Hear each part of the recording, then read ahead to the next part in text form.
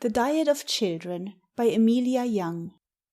During the early stage of life, all heating and stimulating food and drinks should be strictly forbidden. They tend more certainly to produce disease in the really excited system during childhood than perhaps at any other period of life. Vegetables should, in fact, constitute the principal diet of children, especially the farinaceous substances such as bread, rice, arrowroot, potatoes, etc. To these may be added milk, soft-boiled eggs, and a very moderate allowance of plain and simply cooked animal food. Children in general have very excellent appetites, and a sufficiency of nourishing food is absolutely necessary, not merely to renew the waste of their systems, but also to supply materials for their daily growth. 3 or perhaps 4 light meals a day will be found a good allowance during childhood. At one of these, the dinner or midday meal, animal food may be allowed, in moderation. For the others, bread or potatoes and milk, various preparations of rice or rice and milk, plain bread pudding and custard form a proper and wholesome diet. All salted and high-seasoned food should be forbidden. Some have objected to butter for children, although experience would appear to show that a very moderate allowance of fresh butter is by no means injurious. Of vegetables, potatoes, carrots, turnips, beets, and cauliflowers will be found most wholesome. They should be well boiled, and the potatoes and turnips eaten without being mashed or mixed with butter or fat gravy. Children should never be indulged in pastry of any kind. They may, occasionally, take a little of the cooked fruit of a pie, but even this should be in moderation. The drink of children should be simply water, milk, whey, or very weak tea, milk and sugar. All stimulating and fermenting liquors are not only unnecessary, but positively injurious. By increasing to an improper extent the circulation of the blood, they induce fever, indigestion, inflammation, or convulsions, to say nothing of the danger of their use during childhood, giving rise to habits of intemperance in after life. The periods of the meals should be strictly regulated, and in such a manner that the intervals between them should not be so great as to permit the children to experience at any time a sensation of hunger. Supper should be taken an hour or 2 before bedtime. Children should get their breakfasts as soon as possible after they have arisen, and have been properly combed and washed.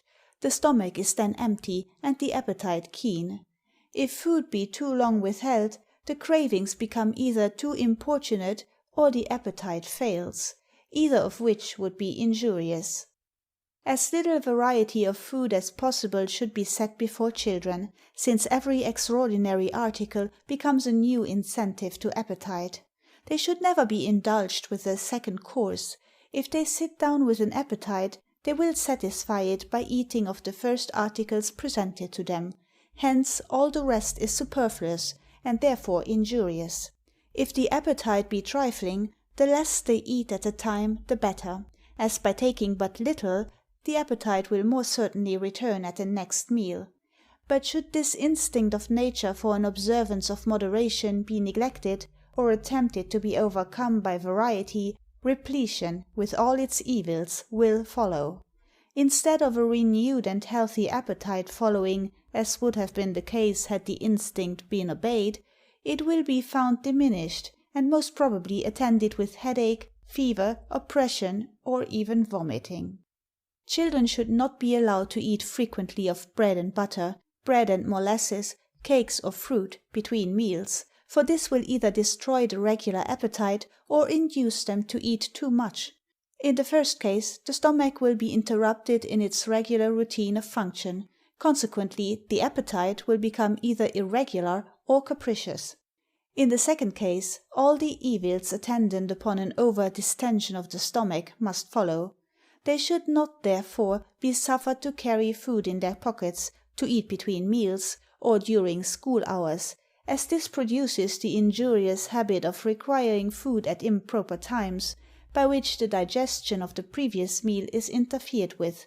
A fresh quantity of food being forced upon the stomach before it has properly digested that which had been before received. Children are to be restrained from any violent exercise immediately after dinner. If not kept in a state of perfect rest, they should at least be prevented from engaging in any pastime which requires considerable bodily exertion.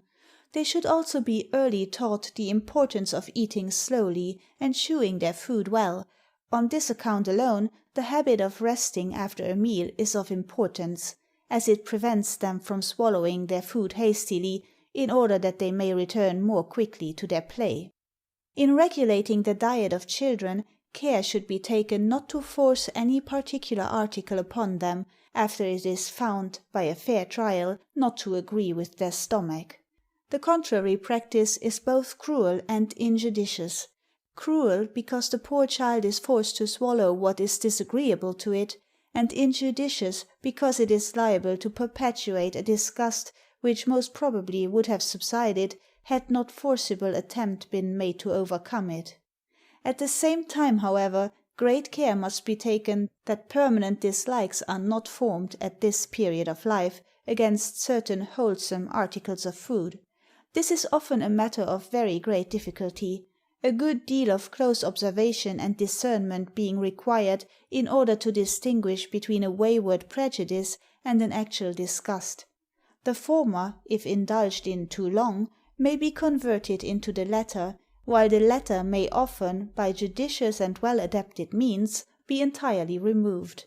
Children should never be suffered to eat alone, unless the proper quantity of food be meted out to them, otherwise they will eat too much. If a child demand more than is judged proper for it, its importunities should always be resisted with firmness, or it will certainly acquire habits of gluttony. End of The Diet of Children, by Amelia Young.